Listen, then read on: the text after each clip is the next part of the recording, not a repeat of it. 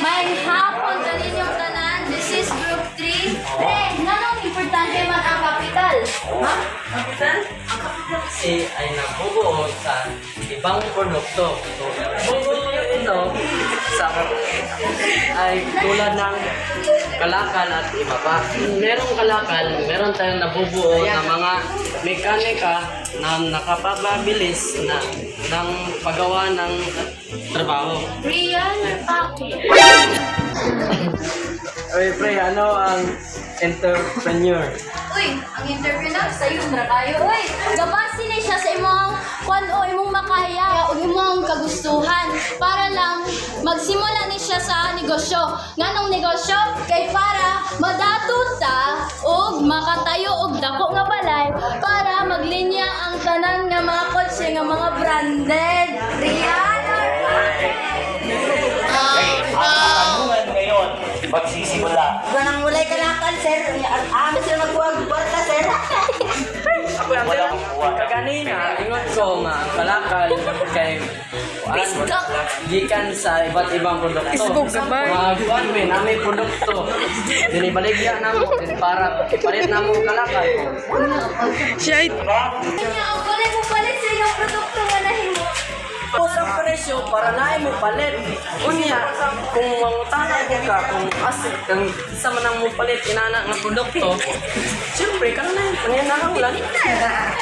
Sir, what if maot ang produkto? Kung maot ang produkto, why don't they improve ang produkto? Kay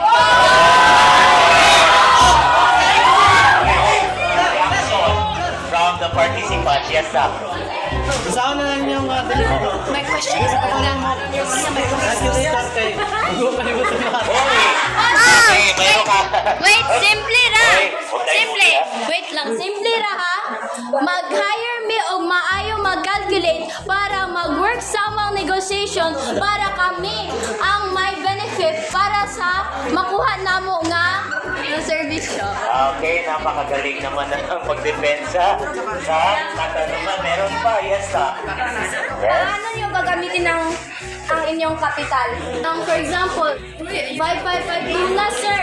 Kana magamit man na sa produkto nga kapital sa pamamagitan ng apel man na siya sa right to basic needs po sir.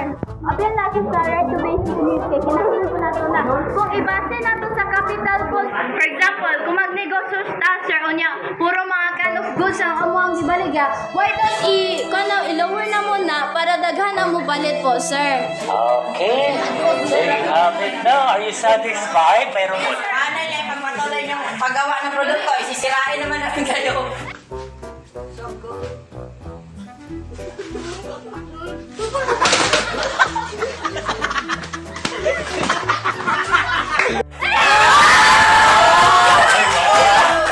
Ano sir kay unyag ilang ano sir ilang tindira sir dili salto kay sir may tagpila ni direksyon kay sir unya sir pag ano sir dili na maot kay na maot kay tindira wala na sila So, anong gagawin nila?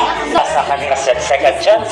Sir, kanang i-lecture dahil ingnon nga dili ni buhaton dayon buhaton nimo niya ang maayo dili kay nga saltuhon nimo ang tindera paunsaon nila pagbalit sa atong produkto nga dili mahalin kung mag-ingana sila sa atuwa.